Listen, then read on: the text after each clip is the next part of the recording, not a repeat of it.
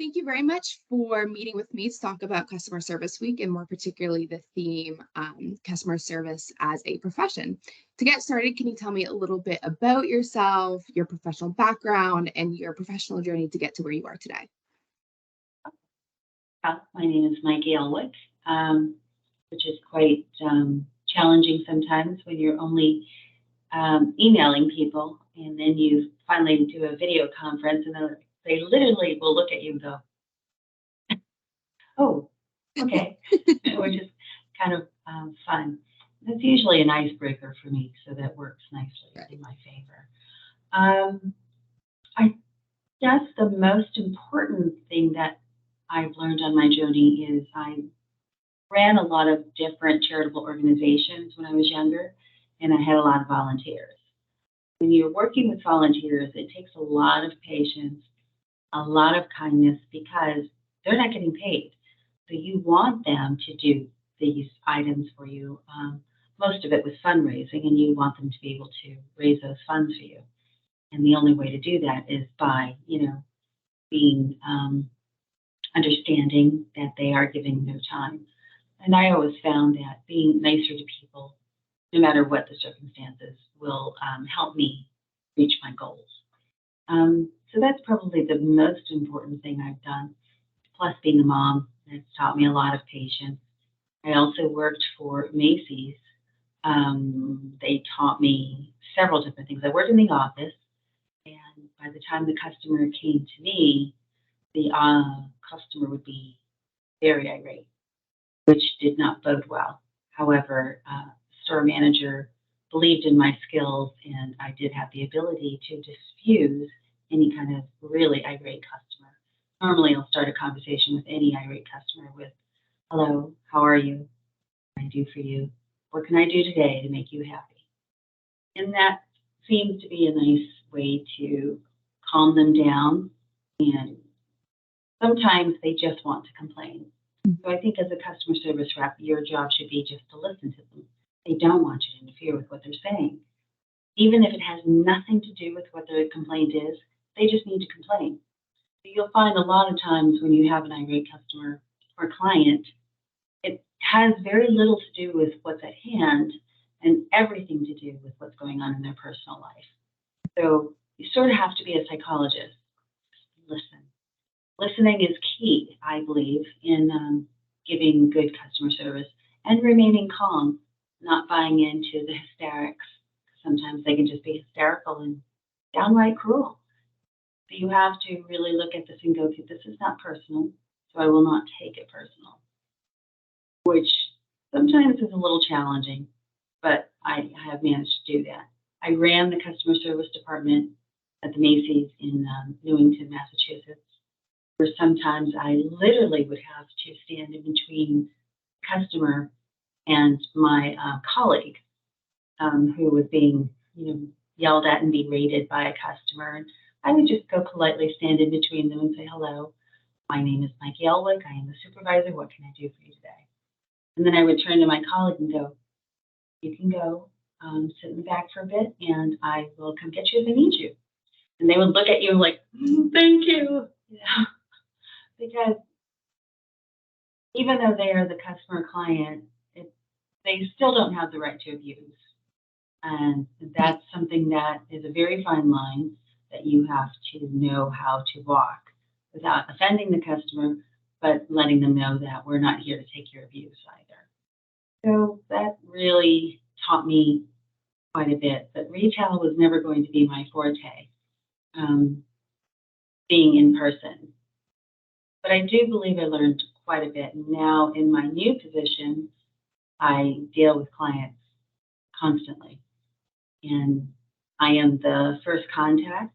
I have become the face, so I can confirm audits. And I'm like the bridge between our clients, our auditors, and the audit subjects. And you really have to know how to handle each one of them in a nice fashion without everybody going, yeah, no, I don't want to be audited. Well, who does? Anyway, that's really me in a nutshell. Right. Well, thank you. What skills and qualities are essential for success in customer service? I would again have to reiterate patience, Yeah. kindness, calmness, remaining calm at all times. That is, I think, key. Um, Kind of jumping off of what you've been talking about, have you ever experienced or addressed resistance from an auditee or client? If so, how did you manage that experience with customer service in mind? I have definitely encountered quite a bit of Yeah. resistance, and I find that normally a Teams call will help diffuse the situation because emails can go on for a very long time. And in today's world, people get too caught up in emails, and you cannot tell a tone from an email. I mean, sometimes you can, but sometimes you could be off. So I find putting together a Teams call and starting the conversation again, introducing myself and apologizing immediately. I apologize for any confusion. Let's see what we can do today to resolve this and move forward. And that normally, again, helps diffuse any kind of anger because they do, again, they want to be angry and you're the person that they want to be angry at. And they find they really just cannot be angry at me. I had a customer, a client the other day who was just an audit subject actually, and just angry because we were not doing what he thought we should be doing, and he had been audited a million times, and he just he was, and I just looked at him and said, okay, I understand that. Unfortunately, this is what we've been assigned to do, so let's work together so we can get through this as smoothly as possible without, you know, interrupting your business and letting us do our business. And by the end of the call, he's, okay, hi, Yeah. all right, well, I'll talk to you soon. Okay, bye. And I got off with our auditor, and he goes, you did that very smoothly. I said, well, yeah, the important thing is not to take it personal. He's just angry that he's being audited again. And I get that, you know, because again, you have to be tough-skinned. Yeah. Yeah, sounds like it. How do you stay updated on evolving regulations and industry best practices? Well, I am a self-proclaimed geek. I do a lot of research. Even in the DBs, we have the fabulous tool Thrive, where you've got several different types of lessons, several articles on anything and everything pertaining to our business. I like to stay updated and I read them constantly. I'm a reader. I'm a geek. If I don't have an answer, I will research it. YouTube can be my best friend. So Yeah. that's really how I stay apprised in everything. Right. Kind of in that vein, can you share any audit software or technology that a recent graduate should learn if interested in an audit coordinator position? Yeah, the biggest tool you can use for any type of college student is Microsoft products. Take a business course. Knowing Microsoft products, especially in this type of position, you need to know how to throw a spreadsheet together. You need to be able to see everything and anything right in front of you. You need to be able to track it. You need to know how to create a Word document so your language skills should be up to date. You need to know how to do a PowerPoint, Publisher. Recently, I learned how to put together a SharePoint because you want one basic area for all of your auditors to be able to find that in one common area. So I would always, I say this to my own children, learn those Microsoft products. They are your best friend. Okay. Definitely, especially a worksheet. Yeah. Okay. Mm-hmm. Why would you recommend the profession to someone just starting out, like a recent college graduate? This is an excellent position to be in if you ever wanted to go down the auditing path. You learn a lot from your clients. You learn a lot from the auditors. I happen to have probably the best boss ever existed, Susan Arsenault, who's fabulous.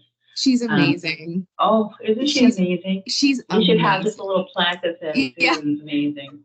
She has really helped me grow and allows me to grow in this position because the position was created for me for this particular office, which was really wonderful. But if you're in college and you want to know the auditing world without being an auditor first, this would be the best position. But you do have to have skills of working on your own. Mhm. You have to be able to change on a dime. You've got to be able to multitask. You have to be able to deal with several kinds of personalities. But it's a good beginning if that's what you wanted to do. I'm a Right. little past graduating, so but it's also a good position to be later. Right. Right. Well, thank you very much. Do you have anything to add? Anything you'd like me or the general public to know? I think,